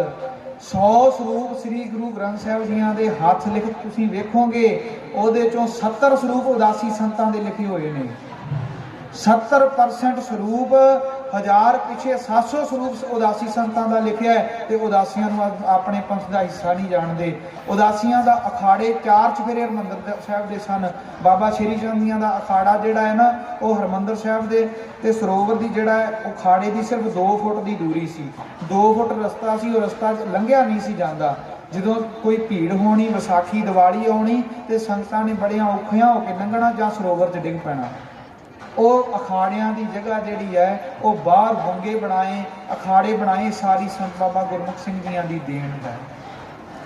ਮਹਾਂਪੁਰਸ਼ਾਂ ਦੇ ਸਰੀਰ ਛੱਡਣ ਦਾ ਸਮਾਂ 15 ਮੱਘਰ 1947 ਬਿਕਰਮੀ 2004 ਤੇ 15 ਮੱਘਰ ਬਣਦਾ ਹੈ। ਸਾਧ ਸੰਗਤ ਜੀ, ਮਹਾਂਪੁਰਸ਼ ਇੱਕ ਜੀਵਨ ਤੋਂ ਜਿੱਥੇ ਮੈਂ ਸੇਵਾ ਦੀ ਸਾਖੀ ਸੁਣਾਈ, ਉੱਥੇ ਮੈਂ ਮਹਾਂਪੁਰਸ਼ਾਂ ਦੇ ਹੋਰ ਪਰਉਪਕਾਰ ਦੀ ਇੱਕ ਸਾਖੀ ਸੁਣਾ ਕੇ ਸਮਾਪਤੀ ਕਰਾਂ। ਜਦੋਂ 1947 ਦੀ ਵੰਡ ਹੁੰਦੀ ਹੈ ਨਾ, ਉਸ ਵੇਲੇ ਦੋਵਾਂ ਦੇਸ਼ਾਂ ਦੀ ਜਿਹੜੇ ਲੋਕ ਸਨ, ਪਾਕਿਸਤਾਨ ਦੇ ਵਿੱਚੋਂ ਹਿੰਦੂਆਂ ਤੇ ਸਿੱਖਾਂ ਨੂੰ ਵੱਢਣਾ ਸ਼ੁਰੂ ਕਰ ਦਿੱਤਾ, ਲੁੱਟਣਾ ਸ਼ੁਰੂ ਕਰ ਦਿੱਤਾ, ਤੇ ਹਿੰਦੁਸਤਾਨ ਇਸ ਇਲਾਕੇ ਆਪਣੇ ਦੇ ਵਿੱਚ ਵੀ ਲੋਕਾਂ ਨੇ ਮੁਸਲਮਾਨਾਂ ਨੂੰ ਉੱਧਰ ਦੇ ਜਾਂਦਿਆਂ ਨੂੰ ਵੱਢਣਾ ਸ਼ੁਰੂ ਕਰ ਦਿੱਤਾ। ਇਵੇਂ ਹੀ ਮਹਾਂਪੁਰਸ਼ਾਂ ਨੂੰ ਕਿਸੇ ਨੇ ਖਬਰ ਦਿੱਤੀ ਕਿ ਹਰੀਕੇ ਵਾਲੇ ਪਾਸੋਂ ਇੱਕ ਜਥਾ ਮੁਸਲਮਾਨਾਂ ਦਾ ਕਰੀਬਨ 1000 ਬੰਦਿਆਂ ਦਾ ਆ ਰਿਹਾ ਹੈ। ਮਹਾਂਪੁਰਸ਼ਾਂ ਨੂੰ ਜਦੋਂ ਇੰਨੀ ਗੱਲ ਦਾ ਪਤਾ ਲੱਗਾ, ਮਹਾਂਪੁਰਸ਼ਾਂ ਨੇ ਜਲਦੀ ਦੇ ਨਾਲ ਪ੍ਰਸ਼ਾਦਾ ਤਿਆਰ ਕਰਵਾਇਆ 1000 ਬੰਦੇ ਦਾ, ਤੇ ਆਪਣੀ ਗੱਡੀ 'ਚ 10-12 ਸਿੰਘ ਨਾਲ ਲੈ ਕਰਕੇ ਹਰੀਕੇ ਪਹੁੰਚੇ। ਜਦੋਂ ਮਹਾਂਪੁਰਖ ਉੱਥੇ ਪਹੁੰਚੇ ਤਾਂ ਉਹਨਾਂ ਨੇ ਇੱਕਦਮ ਜਦੋਂ 10-12 ਸਿੰਘ ਵੇਖੇ ਮਹਾਂਪੁਰਸ਼ਾਂ ਦੇ ਨਾਲ, ਮਹਾਂਪੁਰਸ਼ ਗੱਡੀ 'ਚੋਂ ਇਕੱਲੇ ਉਤਰੇ ਤੇ ਸਾਰੇ ਡਰ ਗਏ। ਸਾਰੇ ਜਦੋਂ ਡਰ ਗਏ ਤੇ ਮਹਾਂਪੁਰਸ਼ ਕਹਿਣ ਲੱਗੇ, ਕੀ ਗੱਲ ਹੋਈ ਹੈ? ਕਹਿਣ ਲੱਗੇ, ਤੁਸੀਂ ਸਾਨੂੰ ਮਾਰਨ ਆਏ ਜੇ। ਜਿਹੜਾ ਉਹਨਾਂ ਦਾ ਉਸ ਜਥੇ ਦਾ ਮੁਸਲਮਾਨਾਂ ਦੇ ਦਾ ਆਗੂ ਸੀ ਨਾ, ਕਹਿੰਦਾ ਮਾਰਨ ਆਏ ਜੇ, ਸਾਡੀਆਂ ਘਰ ਵਾਲੀਆਂ ਤੇ ਸਾਡੇ ਬੱਚਿਆਂ ਨੂੰ ਨਾ ਮਾਰਿਓ, ਸਾਨੂੰ ਬੇਸ਼ੱਕ ਮਾਰ ਦਿਓ, ਇਹਨਾਂ ਨੂੰ ਪਾਕਿਸਤਾਨ ਭੇਜਣਾ ਹੈ ਭੇਜ ਦਿਓ, ਇੱਥੇ ਰੱਖਣਾ ਹੈ ਰੱਖ ਲਿਓ, ਇਹ ਤੁਹਾਡੀ ਮਰਜ਼ੀ ਹੈ, ਬੱਚਿਆਂ ਦਾ ਕਸੂਰ ਨਹੀਂ, ਇਹਨਾਂ ਨੂੰ ਨਾ ਮਾਰਿਓ। ਮਹਾਂਪੁਰਸ਼ ਕਹਿੰਦੇ, ਤੁਹਾਨੂੰ ਕੀ ਲੱਗਦਾ ਅਸੀਂ ਤੁਹਾਨੂੰ ਮਾਰਨ ਆਏ ਹਾਂ? ਕਹਿਣ ਲੱਗੇ, ਹਾਂ ਸਾਨੂੰ ਲੱਗਦਾ ਤੁਸੀਂ ਮਾਰਨ ਆਏ ਹੋ, ਇੰਨੇ ਬੰਦੇ ਨਾਲ ਹਥਿਆਰਾਂ ਦੇ, ਹੋਰ ਕੀ ਕਰਨੇ ਨੇ? ਮਹਾਂਪੁਰਸ਼ ਕਹਿੰਦੇ, ਹਥਿਆਰ ਨਹੀਂ, ਇਹ ਸਾਡੇ ਕੋਲ ਹਥਿਆਰ ਨਹੀਂ ਹੈਗੇ। ਕਹਿੰਦੇ, ਫਿਰ ਇਹ ਬੰਦੇ ਕਿਸ ਤਰ੍ਹਾਂ? ਮਹਾਂਪੁਰਸ਼ਾਂ ਨੇ ਆਵਾਜ਼ ਮਾਰੀ, ਸਿੰਘ ਬਾਹਰ ਨਿਕਲੇ। ਉਹਨੇ ਚਿਰ ਨੂੰ ਇੱਕ ਬੀਬੀ ਵਿੱਚ ਮੁਸਲਮਾਨ ਪੜ੍ਹੀ ਸੀ ਕਾਫੀ, ਉਹ ਬੀਬੀ ਕਹਿਣ ਲੱਗੀ ਕਿ ਤੁਸੀਂ ਇੰਨਾ ਸਮਾਨ ਨਾਲ ਲੈ ਕੇ ਮਾਰਨਾ ਨਹੀਂ ਚਾਹੁੰਦੇ ਤੇ ਹੋਰ ਕੀ ਚਾਹੁੰਦੇ ਹੋ? ਉਹਦਾ ਬੀਬੀ ਦਾ ਭਰਾ ਬੋਲਿਆ, ਕਹਿੰਦਾ ਨਾ ਨਾ ਨਾ, ਇਹ ਮਾਰਨ ਵਾਲੇ ਨਹੀਂ, ਤੇ ਸੰਤ ਬਾਬਾ ਗੁਰਮੁਖ ਸਿੰਘ ਜੀ ਨੇ। ਇਹਨਾਂ ਦੇ ਤਰਨ ਤਾਰਨ ਤੇ ਅੰਮ੍ਰਿਤਸਰ ਅਸੀਂ ਰੋਜ਼ਾਨਾ ਦਰਸ਼ਨ ਕਰਦੇ ਰਹੇ ਹਾਂ, ਭਾਵੇਂ ਪਿੱਛੇ ਇਲਾਕੇ 'ਚ ਰਹਿੰਦੇ, ਅਸੀਂ ਇੱਧਰ ਆਉਂਦੇ ਜਾਂਦੇ, ਇਹਨਾਂ ਦੇ ਦਰਸ਼ਨ ਕਰਦੇ ਹਾਂ, ਸੇਵਾ ਕਰਦੇ ਨੇ। ਉਹ ਬੀਬੀ ਨੇ ਭੁੱਬਾ ਮਾਰ ਕੇ ਰੋਈ ਮਹਾਂਪੁਰਸ਼ਾਂ ਦੇ ਅੱਗੇ। ਮਹਾਂਪੁਰਸ਼ਾਂ ਨੇ ਸਿਰ ਤੇ ਹੱਥ ਰੱਖਿਆ ਤੇ ਆਵਾਜ਼ ਦਿੱਤੀ ਸਾਰਿਆਂ ਨੂੰ, ਕਹਿੰਦੇ ਲੰਗਰ ਵਰਤਾਓ। ਕੁਝ ਨਾਲ ਉਹ ਮੁਸਲਮਾਨ ਲਾਏ, ਤੇ ਸਾਰੇ ਜਿਹੜੇ 2 ਦਿਨਾਂ ਦੇ ਭੁੱਖੇ ਸਨ, ਉਹ 2 ਦਿਨਾਂ ਦੇ ਭੁੱਖੇ ਜਦੋਂ ਪ੍ਰਸ਼ਾਦਾ ਛਕਿਆ ਤੇ ਸਾਰੇ ਹੀ ਰੋਣ ਲੱਗ ਪਏ, ਮਹਾਂਪੁਰਸ਼ਾਂ ਦੇ ਪੈਰ ਫੜਨ। ਸ਼ਾਮ ਦਾ ਸਮਾਂ ਹੋ ਗਿਆ ਸੀ। ਮਹਾਂਪੁਰਸ਼ ਕਹਿਣ ਲੱਗੇ, ਹੁਣ ਰਾਤ ਪੈਣ ਵਾਲੀ ਹੈ। ਕਹਿਣ ਲੱਗੇ, ਮਹਾਂਪੁਰਸ਼ੋ ਜੇ ਤੁਸੀਂ ਕਿਰਪਾ ਕਰੋ ਸਾਨੂੰ ਅੱਗੇ ਤੱਕ ਪਹੁੰਚਾ ਦਿਓ, ਇੱਥੇ ਸਾਨੂੰ ਪਤਾ ਹੈ ਸਾਨੂੰ ਮਾਰਨ ਵਾਸਤੇ ਅੱਗੇ ਬੜੇ ਵੱਡੇ ਦਲ ਜੁੜੇ ਬੈਠੇ ਨੇ। ਮਹਾਂਪੁਰਸ਼ ਕਹਿੰਦੇ, ਅੱਜ ਰਾਤ ਸਾਡੇ ਕੋਲ ਰਹੋ। 1000 ਮੁਸਲਮਾਨਾਂ ਦਾ ਜਥਾ ਮਹਾਂਪੁਰਸ਼ ਲੈ ਕੇ ਤਰਨ ਤਾਰਨ ਰੁਕੇ। ਰਾਤ ਉਹਨਾਂ ਨੂੰ ਤਰਨ ਤਾਰਨ ਰੱਖਿਆ, ਪ੍ਰਸ਼ਾਦਾ ਛਕਾਇਆ। ਸਵੇਰੇ ਚਾਹ ਲੰਗਰ ਚੋਂ ਲਿਆ ਕੇ ਮਹਾਂਪੁਰਸ਼ਾਂ ਨੇ ਛਕਾਈ ਤੇ ਫਿਰ ਉੱਥੋਂ ਤਰਨ ਤਾਰਨ ਸਾਹਿਬ ਤੋਂ ਅੰਮ੍ਰਿਤਸਰ ਖੜਿਆ ਤੇ ਪੁਲਿਸ ਦੇ ਹਵਾਲੇ ਕਰ ਦਿੱਤਾ। ਰਸਤੇ ਦੇ ਵਿੱਚ ਅੰਮ੍ਰਿਤਸਰ ਤੇ ਤਰਨ ਤਾਰਨ ਦੇ ਜਿਹੜੇ ਲੋਕ ਸਨ ਉਹ ਇਕੱਠੇ ਹੋ ਕਰਕੇ ਉਹਨਾਂ ਨੂੰ ਜਦੋਂ ਮਾਰਨ ਆਏ ਤੇ ਮਹਾਂਪੁਰਸ਼ਾਂ ਨੇ ਇਹ ਗੱਲ ਕਹੀ, ਸੰਤ ਬਾਬਾ ਗੁਰਮੁਖ ਸਿੰਘ ਜੀਆਂ ਨੇ, ਕਿ ਜੇ ਕਿਸੇ ਨੇ ਇਹਨਾਂ ਨੂੰ ਮਾਰਨਾ ਹੈ ਤੇ ਪਹਿਲਾਂ ਮੇਰੀ ਹਿੱਕ 'ਚ ਗੋਲੀ ਮਾਰੋ, ਮੈਨੂੰ ਗੋਲੀ ਮਾਰ ਕੇ ਇਹਨਾਂ ਨੂੰ ਮਾਰਿਓ। ਸੰਗਤ ਦੇ ਵਿੱਚ ਪਿਆਰ ਬਹੁਤ ਸੀ, ਮਹਾਂਪੁਰਸ਼ਾਂ ਦਾ ਪ੍ਰਭਾਵ, ਬੰਦਗੀ ਦਾ ਪ੍ਰਸਾਰ ਇੰਨਾ ਹੋ ਚੁੱਕਾ ਸੀ, ਕਿਸੇ ਦੀ ਜ਼ਰੂਰਤ ਨਹੀਂ ਸੀ ਮਹਾਂਪੁਰਸ਼ਾਂ ਦੇ ਅੱਗੇ ਅੱਖ ਚੁੱਕਦੇ। ਸਾਰੇ ਜਿਹੜੀਆਂ ਬੰਦੂਕਾਂ ਉਹਨਾਂ ਵੱਲ ਸਿੱਧੀਆਂ ਕੀਤੀਆਂ ਸਨ ਉਹ ਨਾਲੀਆਂ ਠਾਹ ਹੋ ਗਈਆਂ। ਮਹਾਂਪੁਰਸ਼ ਅੰਮ੍ਰਿਤਸਰ ਲੈ ਕੇ ਪੁੱਜੇ, ਫੌਜ ਦੇ ਹਵਾਲੇ ਕਰਕੇ ਪਾਕਿਸਤਾਨ ਦਾ ਬਾਰਡਰ ਲੰਘਾਇਆ। ਗੁਰੂ ਖਾਲਸਾ ਜੀ, ਐਸਾ ਮਹਾਂਪੁਰਸ਼ਾਂ ਦਾ ਇਹ ਜੀਵਨ ਹੈ। ਟੂਕ ਮਾਤਰ ਮੈਂ ਆਪ ਜੀਆਂ ਨੂੰ ਸਾਖੀ ਸੁਣਾਈ ਹੈ। ਫਿਰ ਅਖੀਰਲਾ ਜਦੋਂ ਸਮਾਂ ਆਇਆ 15 ਮਗਰ ਕੁਝ ਕੁ ਦਿਨ, ਜਦੋਂ ਉਮਰ ਮਹਾਂਪੁਰਸ਼ਾਂ ਦੀ 110 ਸਾਲ ਦੱਸੀ ਹੈ ਇਤਿਹਾਸਕਾਰਾਂ ਨੇ, ਕਿ ਬਹੁਤ ਲੰਮਾ ਸਮਾਂ ਗੁਰੂ ਘਰ ਦੀ ਇਸੇ ਤਰ੍ਹਾਂ ਸੇਵਾ ਕਰਦਿਆਂ ਕਰਾਉਂਦਿਆਂ ਬੜੇ ਗੁਰੂ ਘਰ ਦੀਆਂ ਸੰਪਰਦਾਵਾਂ ਮਹਾਂਪੁਰਸ਼ਾਂ ਤੋਂ ਨਿਕਲੀਆਂ ਨੇ। ਤਕਰੀਬਨ ਕਾਰ ਸੇਵਾ ਵਾਲੇ ਸਾਰੇ ਮਹਾਂਪੁਰਸ਼, ਜ਼ਿਆਦਾਤਰ ਮਹਾਂਪੁਰਸ਼ ਸੰਤ ਬਾਬਾ ਗੁਰਮੁਖ ਸਿੰਘ ਜੀਆਂ ਦੀ ਚੱਲੀ ਸੇਵਾ ਤੋਂ ਨਿਕਲੇ ਨੇ। ਸੋ ਐਸੇ ਮਹਾਂਪੁਰਸ਼ ਸੰਤ ਬਾਬਾ ਗੁਰਮੁਖ ਸਿੰਘ ਜੀਆਂ ਨੇ 15 ਮੱਘਰ ਵਾਲੇ ਦਿਨ ਥੋੜਾ ਜਿਹਾ ਸਰੀਰ ਢਿੱਲਾ ਹੋਇਆ ਤੇ ਮਹਾਂਪੁਰਸ਼ ਸਰੀਰ ਛੱਡ ਗਏ।